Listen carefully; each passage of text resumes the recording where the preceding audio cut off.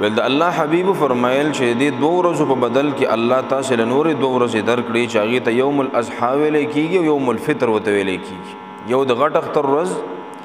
او بل د وړو کې اختر ورځ نو دا خوشالیانی چې الله په خپل بندگانو راولي د دې د پاره چې زما او ستا طاعت او تابعداري معلومه کی چې زما دا بنده څومره تابعدار دی د څومره فرمان بردار دی چې د په خوشحالي کې زما د احکام او خیال ساتي او کني ساتي ما چې کوم پولی او حدود مقرر کړی دي د هغه حدونو خیال ساتي او کني ساتي نو دا په منګ او تاسو باندې د الله یو نعمت مو د اختر دا ورځ او د اختر دا خوشحالي او د دې سره سره د الله یو امتحان مو په منګ او تاسو چې زما د بندگان په خوشحالي کې زما د احکام او خیال ساتي کنه ساتي ما خفقه او ما خوشحالي ما په خوشحالي راوستي دا چې د زما د خوشحالي خیال ساتي او کنه ساتي د دې وجنه حدیث کې راځي نبی صلی الله علیه وسلم فرمایي چې تعرف الى الله في الرخاء يعرفك في الشده الله تزان په خوشحالي کې ورو پیژنا الله د باندې خوشحالي راوستلا راحت د باندې راوستو نعمت د لدرکو نو پدې کې الله تزان ورو پیژنه چې الله په دې خوشحالي کې مزستا بندې ما الله په دې نعمت کې مزستا بندې ما الله په دې خادای کې مزستا بندې ما او چې کله د باندې الله امتحان راوستو نو پدې کې الله تزان ورو پیژنا چې الله په دې امتحان کې مزستا بندې ما بندگانو ته چغې نوام د بندگانو نه نغواړم چاته فریادونه نکوم الله په دې غم او پریشانۍ کې تا ته فریاد کوم نو نبی صلی الله علیه وسلم فرمایي وي کته دا غواړي چې الله په مصیبت او امتحان کې ستا आवाज ډایرک واوري او دعا دې ډایرک قبول کی نو تعرف الى الله في الرخاء په خوشحالي کې الله تزان ورو پیژنه چې الله تعالی باندې خوشحالي راوستي ده په دې کې مزستا بندېم ګوره ستاد حکمونو نه وزم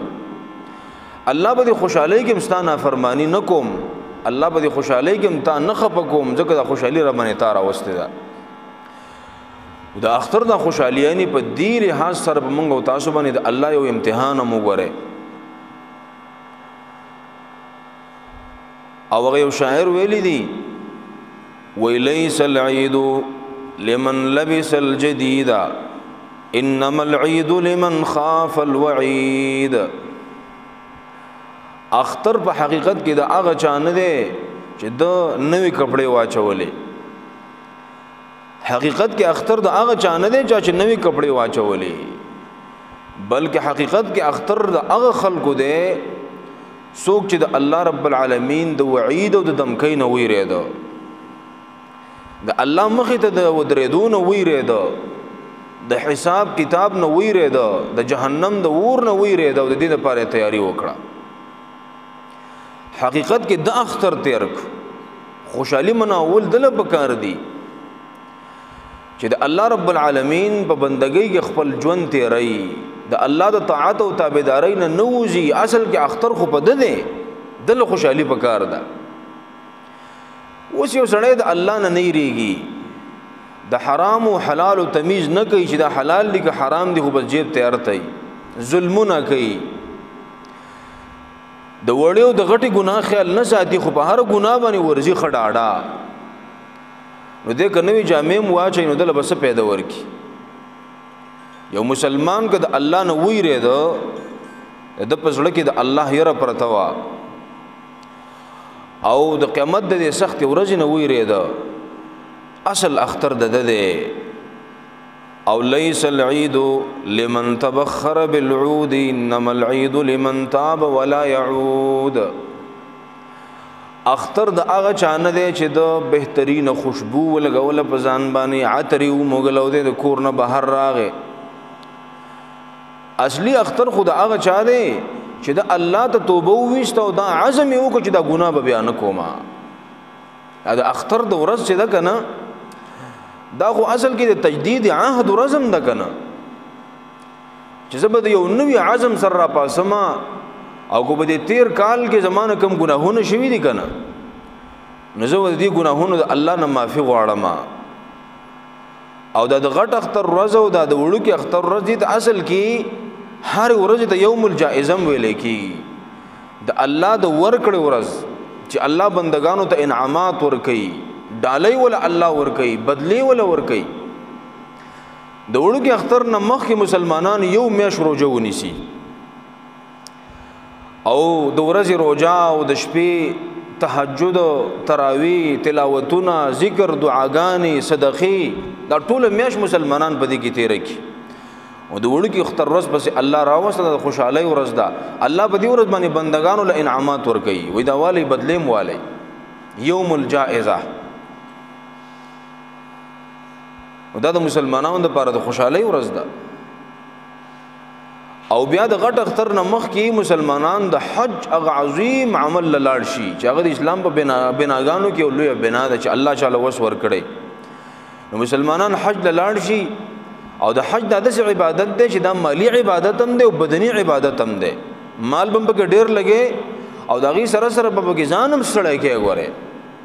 چې صحیح حج کې نو غوړي ډیر ګران عمل له حج په صحیح معنی کې نو بدنم پکې ستړی کیږي او پیسې هم پکې لګي نو مسلمانان د لوی عمل وکي او دا غي نه پس الله د عرفه ورځ تیر شي نبی صلی الله علیه وسلم فرمایي د اختر نه ورځ مخکې د عرفه ورځي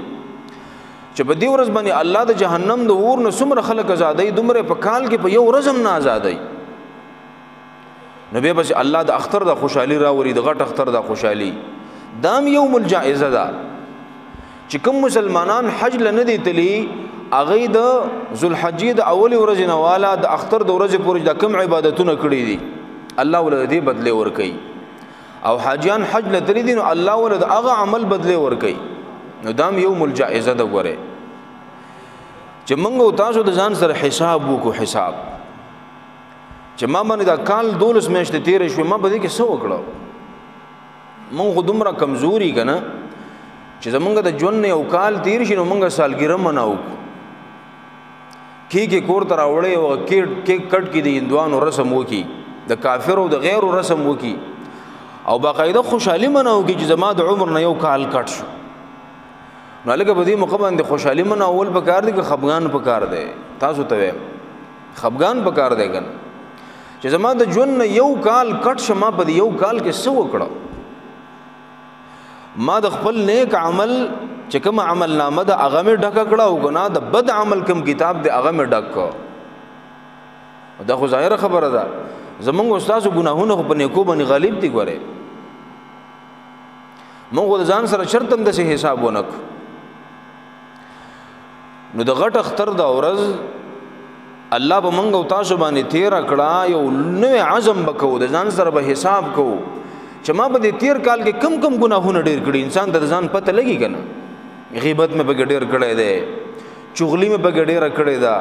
دروغ مې په ډېر ویلې دي حرام مال مې په ډېر ګټلې دی رشتہ مې په کټ کړی دا د گاونډي د حقونو خیال مې په نه دی ساتلې د مور او پلار د حقونو خیال مې نه دی ساتلې تلاوت مې په نه دی کړی د قران ترجمه مې نه دی زده کړی او د څور پسې شه د ټول عبادت نو د خپل ځان سره حساب پکار دی چې ما په دې تیر کال کې کم عبادتونه کړې دي او کم مې نه دي کړې او په دې تیر کال کې ما کم ګناهونه کړې دي او په دې روان کال کې کم ګناهونه پر خودل پکار دي نو اختر په اصل کې د هغه چا نه دی چې د بزان خوشبو ولګول او بار وروته نه اختر په حقیقت کې د هغه چا دی چې د ګنا نه توبه وويست او عزم یې وکړو چې دا بنه کوم بس اصل اختر خدا کسانو دی نو عزم بکو ځان تم ومه دا خبره ځان تم کوم او تاسو ته هم کومه په کار دا نه چې یو بنده څومره عمر سی واقعي کنه نو چې دی ورځ نه بلې ته د خکېږي د یوې ورځ نه بلې ته د اعمالو کې ترقی راځي په نیکو اعمالو کې زمونږ بدقسمتي دا چې څومره عمر سی واقعي په ګناهونو کې مونږ دی بل نه مخې کېږو مسلمان خو چې څومره مرګ ته نږدې کېږي د بجون کې بدلون راځي د بجون کې به انقلاب راځي دی به قبر ته متوجه کیږي الله ته به متوجه کیږي د قیامت ورځ ته به متوجه کیږي آخرت لپاره به تیارې کوي چې انسان کله په دې حالت کې وګنه د خوشاله شي او کله باندې یو ورځ تیریږي او د حالت بدتر کیږي نو ګور دې په ځان باندې وېریږي. لہذا زمونږ استاد د ژوند یو کال بل کټ شو غره دا د اوس پر مسلمانانو بل نوې کال شروع کیږي. د انګريزانو کال شروع شوی دی خو زمونږ کال به اوس شروع کیږي د محرم د میاشتې نه. نو په موږ تاسو باندې کال تیر شه د ځان سره حساب وکړئ چې زما د ژوند کې ما څه وکړو، په تیر کال کې ما څه وکړو او پر روان کال کې به څه کوم. ځان ته یو ټارګټ کېدا چې ګوره زما عمر 15 کاله شو، 20 کاله شو، 25 کاله شو، 30 کاله شو او ما د الله د کلام ترجمه نه دی زده کړې، زه به الله له کوم سترګو ورځم. تاسو وګورئ کنه انګريزان زمونږ سره څه کوي او مونږ څه کوو. د لوی اختر په ورځ باندې د کافر یو ملک دی د سویډن په نوم باندې مسلمانانو په جماعت کې د اختر منځ کوو او کافرانو د جماعت مخې ته د الله د کلام ته ورته کو د الله کلام یې وسوځاو. تاسو اندازه ولګوئ کنه چې دا انسان څومره سرکشه دی او څومره ظالم او بدبخت دی دا انسان. ان الانسان لربه لکنود چې دا پیدا کړي الله دې رزق الله ورکي، اسکاک الله ورکي، دې په دې ساغستلو کې الله ته محتاج دی، دې په هر خبره کې الله ته محتاج دی، دې په هر حرکت کې الله ته محتاج دی او د الله کلام را لې ورته کوي. دا څومره لوی ظالم او بدبخت دی او الله څومره رحیم او کریم ذات دی. الله ول مهلت ورکي، الله ول مهلت ورکي چې پرې د چې د لګ نورم سرکشي وکي، پریده چې د خپل عمل نامه لګ نورم تور کی، پریده چې د بغاوت د جنډې نورم په دنیا کې وخوځي. الله ول مهلت ور کوي. ګوره د الله څومره رحیم ذات دی، څومره صابر ذات دی. اسی که ما ته خپل لاس باندې یو خط ولیکو چاله ولي وو ویش لرا لګنه زما استاد بسهل او د احکم الحاکمین هغه کتاب چې زما استاد پیدې د پاره را لګلې دی په دنیا کې د ژوند تیرولو قانون دی، دستور دی، حاکم کتاب دی. هغه د الله یو کمزور بندا چې خېټه خراب شي او د سمات د جیت نشي رسوله اگر الګي د الله کلام ته ورته کینو الله له بده څومره غوسه ورزي. تاسو اندازه ولګوي کنه خو اسی کا غي د الله کلام سوځي نو موږ دلته کوم توره کړي ده که زمونږ د غي گریوان ته لاس نه ورسي د الله د کلام خو په لاس کې راغستې شو کنه اے په دې شکل کې خدای الله د دین د دشمنانو له جواب ورکولې شو کنه چې مسلمان د اختر په ورځ باندې دا عزم وکي چې د اختر د ورځ ختميږي چې د الله کلام په لاس کړاله او کافر لبا د دې به حرمتي جواب په دې شکل کې ورکوم چې ته قران سوځوا او زه به خپل سینې ته کوزوما کله قران دا ټول نسخې ته ختمه کې غزما د سینې نه قران نشي استلای غوره زما د ژوند د الله د کلام احکام نشي میټاولې کته قران ټولم ختم کې د دنیا نه. زموږ عمرګیر موږ د قصه کوله ول سبق کې مشرف کاکا دور نو پاګه د جهاد په جهادي کتابونو باندې پابندي لګیدل وای دا په مکتبو کې نه خرڅوي تاسو. ول زموږ مکتبه تراغه ول موږ د ویل چې پوجین ممغان رال چیرې دغه د دې ځن لري کیدا جهادي کتابونه ول ما وتل چې قران خو پروتي کنه ول چې او قران دی پروتي ول ما چې دي ظالم ته وسو دته دا پته نشته د جهاد ټول قران نه راوتلې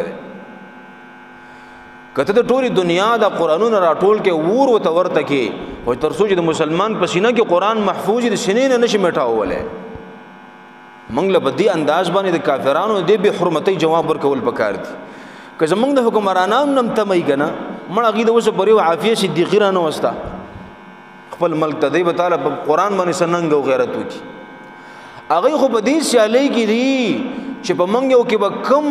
فرمانبردار غلام د امریکای جوړ شي او خو ذلیل غلام به د امریکای جوړ شي په دې سیالي کې دي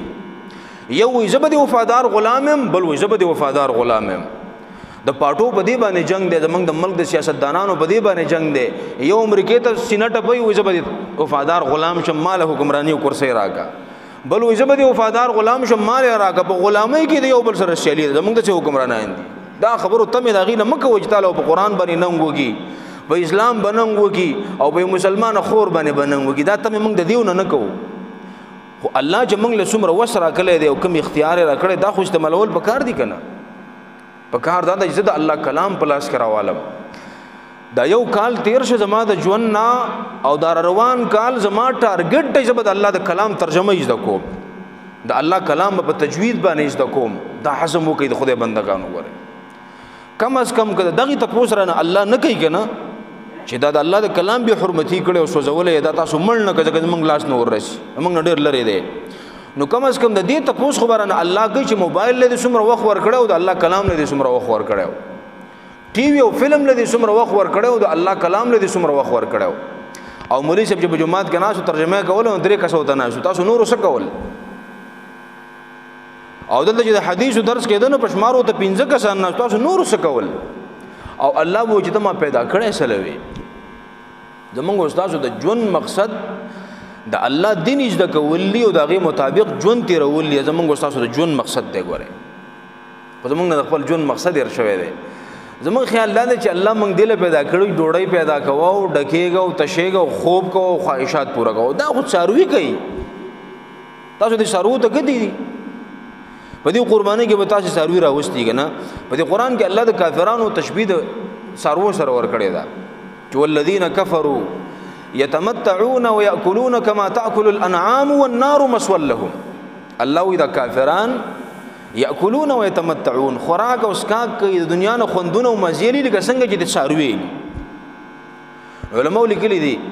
چې الله دې کافرانو تشبیه د څاروي سره ولې ورګړي دا وایي ځکه چې لانه لا فکرة له فی الذبح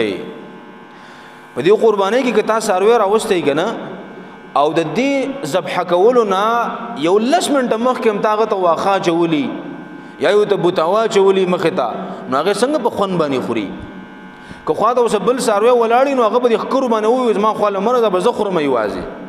ځکه چې هغه ته پته نشته چې به یو لس منټه پس ذبح کېږم او ټوکړي ټوکړي کېږم او خلک به مې وخوري وسته به ختم شو اجه کې ساروي ته دا پته وینو د دا خوراک کړي په منګو تاسو کې چې بچا باندې غږ وشي چې پلانې د کینسر بیمار دی بس مری غوټش ډوړې تړنه کی د کور د خلکو مری غوټ شي ډوړې تړنه کی الګ بس پلانې مړ شوی پلانې مړ شو خو د ساروي ته پته لګېدلې وي چې زه لس منټه پس ذبح کېږم د به دا واخه خوړلې وي بالکل به نه خوړلې دغه شان مثال کافر او مسلمان دی کافر ته د خپل عاقبت او انجام پته نشته دی زما سره بس کیږي په آینده وخت کې او مسلمان ته دې پته ده مسلمان او په کافر کې به فرق دی چې مسلمان هم لګي د دنیا باندې او کافر هم لګي د دنیا باندې نو بیا فرق مسلمان او کافر کې څه شو د مثال خو به د ساروي دی نو دغه هم صرف خپل خواهشات پوره کوي دغه هم تش خوبونه لراغله دی دغه هم تش بس دنیا ګټي او حرام او حلال نه ګوري او ساروي هم دغه شان دی کستا پټي ته ورګټ شو کو د بل پټي ته ورګټ شو کو د بل پټي ته ورګټ شو بس فرق نه کوي د مسلمان او د کافر په منځ کې فرق دا دی چې مسلمان به د آخرت غم کوي ګوره د آخرت فکر به کوي لہذا دا ورځ به موږ تاسو ټول باندې را روان دي پرون موږ د اختر منځو کو او چې موږ څنګه پاره شو جنازه پرتا و دا غمونه الله زما واست په کور کې نشي راوسته دغه حالت الله په موت نشي راوسته عزتمند الله موږ تاسو دی او خاص مقصد د لپاره پیدا کړو چې هغه الله بندگی دا ګوره او دا غرض او مقصد زموږ نه بالکل ير دی پته مراته نشته چې الله ج سره پیدا کړم یو سړی سار کی او ماخام کی او ورځ په تیر شي کال په تیر شي میاشت په تیر شي خو دې مسلمان ته پته نه چې الله سره پیدا کړي زموږ د ژوند مقصد څه دی مسلمان نه خپل ژوند مقصد یې شوی دی دا مسلمان بل الله څخه کامیاب کی کافران به الله کلام سوځي نو کافران به مسلمانانو بچي او نونو په جیلونو کې نه چي فکر مسلمان ځانو پیژاند او د شعوري مسلمان شو کافران به چریم دا قسم حرکت بیاونه کی عزتمندو زمونږ استاد د ژوند نه یو کال بل کټ کېدو والا دی او کټ شتي په دې تیر کال باندې هر چا لپاره کې ځان سره حساب وکي اول زه او بیا تاسو د ځان سره مضبوط حساب وکړو چې ما په دې تیر کال کې کم کم ګناهونه وکړو او په دې روان کال کې به دا ګناهونه څنګه پرېدم او په تیر کال کې ما کمی نیکی کړې دي او پر روان کال کې به کمی نیکی کول غواړي ځان ته ټارګټ کې دی غوړې الله په ژوند کې انقلاب راځي او موږ مړ د دنیا د انقلاب سوچونه کوو زه په دنیا کې انقلاب راولم او زه به اسلامي حکومت قائموم او زه د خلافت لپاره منډه تر لیوام موږ ځان سم نه کړو په دنیا کې بس انقلاب راول لاول ځان سم ول غواړي نبی صلی الله علیه وسلم ته الله فرمایلی وو چې یا ایها المزمل قم الليل الا قليلا د ځان شروع وکا یا ایها المدثر قم فانذر وربك فكبر وثيابك فطهر د ځان شروع وکا او نبی صلی الله علیه وسلم ته الله فرمایلی چې وامر اهلک بالصلاه واصطبر عليها چې د ځان غم دی وکړو به د خپل کور والو غم وکا او چې د کور نم فارغ شوي نو بیا وانذر عشيرتك الاقربين د خپلوانو باندې بیا ورشه د دې اصلاح وکا او په څلورم نمبر کې بیا پیغمبر علیه الصلاۃ والسلام ته الله فرمایي چې ولتنذر القرى وستول مکی والو له دعوت ورکا دلته انقلاب برپا کا او به ومن حولها نبی صلی الله علیه وسلم د انقلاب په ټوله دنیا کې الله خور کو په عربو په عجمو کې خور کو په تور او سپینو کې خور کو او بل دادا چې مسلمانان حج لاړ او په دې حج کې هر قسم خلک راغلي او هیڅ فرق نه ټول عرفات په میدان کې ولاړو په دې کې انګريزانو په دې کې پښتانه د دنیا هر قوم په دې کې موجود وو په دې کې عرب او عجم ولاړو په دې کې تور او سپین ولاړو په دې کې بادشاهان او حکمرانان او عوام ټول یو شان ولاړو یو شان کپڑے چولې په دې کې که حنفي او که شافعي او که حنبلي او که مالکي او په دې کې دیوبندي او کو بلې پاټي والا او کو بلې پاټي والا ټول الله ته په دو صادرو کې ولاړو سر تور سر او د دې خبرې احساس ورکاو چې موږ د یو رب عبادت کوونکیو موږ د یو رسول تابعداریو چې هغه محمد رسول الله علیه الصلاۃ والسلام دی موږ د یو کلام منونکیو چې هغه د الله رب العالمین کلام قران مجید دی موږ ټول د یو کلام د احکام مطابق ژوندۍ تیرو او موږ ټول د یو کعبه ته منځ کوو د یو رب عبادت کوو نو بیا د فرقې او د ډلې ملي پکې کم ځای نه رالي د پټۍ پکې کم ځای نه رالي چې دې پاټو د مسلکونو تنظیمونو د وجنه موږ دیو بل ګریوانو ته الله سچولې دي دا ګور ډېر لوی پیغام دی زمونږ استاد سره لپاره چې د قیامت په ورځ به الله ته د قشان ودرېګو حفاتن عراتن غرلا د الله پیغمبر وي خپيب لخپې به وي ناسونت به وي بربند به وي او الله به فرمایي چې لقد جئتمونا فرادا كما خلقناكم اول مره ازما بندگانو د جیواز را لې څنګه چې پیدا کړې وي خپيب لخپې وي بربند وي ناسونت وي پیدا کړې وي قشان را لې ماته ودرې الله به ذری حساب کوي ګوره لہذا مونږ ټول رونه وګوره کله هر پټۍ سره چا تعلق ده مونږ ټول رونه کو د هر مسلک سره چا تعلق ده او مونږ ټول رونه کو د هر تنظیم سره چا تعلق ده او د هر جبه سره د هر نسل سره تعلق ده چې کلمې ویلې ازما مسلمان رو ده د سره به اختلافات نه کی ها اختلاف کوا خو د اختلاف په حدود کې دنه نفرت په مسلمان نه کې ګوره کینه په مسلمان سره نه کې دا اختلاف با د فتوو ذریعہ نه ګرځي چې یو راولګي بل باندې فتوا ورولي او بل راولګي بل باندې فتوا ورولي مونږ ټول رونه یو د مسلمانانو د عرفات په میدان کې ودرې دل د موت ته یو ډېر لوی پیغام دی ورخه د دینه بدا سبق او عزم بکو پر روان کال کې چې موږ خپل منځي اختلافات څومره کم کو الله په دې باندې زمونږ د خوشحالي او کافر بخپي او څومره خپل منځي اختلافات سیوا کو کنه الله په دې باندې خپګي او انګريز او دشمن او شیطان په دې باندې خوشحالي ګوره لہذا کوم په خپل باندې د خپل ژوند بدل نه کوي په دې ژوند کې بدلون ناراضي دا نه بدليږي یو مسلمان له پکار د دې په خپل د خپل ځان د بدلولو غم وکي ګوره بل څوک بنه راځي چې غزما واستای اصلاح وکي چرته موږ د خلی په ځای نونې پوزل وینوړه په دې هر څه باندې پویو چرته د ډوډۍ په ځای باندې واخو چوکر ونه خوړل په دې هر څه باندې پویو دومره عقل خدای را کړی او خو بد نه پیژنو چې به خبره ده لہذا د اختر د دې ورځې پیغام دا دی چې موږ تاسو د اتحاد او د اتفاق مظاهره وکړو زړونه یو بل ته پاک کو او په آینده کې دا عزم وکړو چې الله په تیر کال کې کوم ګناهونه کړی دي الله داره ته معاف کا او په آینده کال کې به د ګناهونو نزان ساتم په تیر کال کې مې کوي کمی کړی او پر روان کال کې با زه د خلکو سره په نیکو کې سهلی کوما چې زمانه د قران درس پاتې نشي زمانه د حدیثو درس پاتې نشي زمانه چې د ذکر پاتې نشي زمانه د قران تلاوت پاتې نشي زمانه د شپې تهجد پاتې نشي د اشراق او د ساخ منځره نه پاتې نشي د الله دین به د کومه به خپل ژوند کې به عمل کوم الله رب العالمین دې عمل کولو توفیق راکړي اقول قولي هذا استغفر الله لي ولكم ولسائر المسلمين اللهم ربنا آتنا في الدنيا حسنه وفي الاخره حسنه وقنا عذاب النار الله مونږ چې سو یو سم واورد الله په دې عمل کولو توفیق راک الله زمونږ د ناس تقبل کا رب العالمین د اختر د خوشحالي په منګ باندې بار بار راولا الله مونږ ټول د ایمان او د صحت او د عافیت ژوندۍ نصیب کا الله رب العالمین موږ د داسې امتحاناتو نه وساته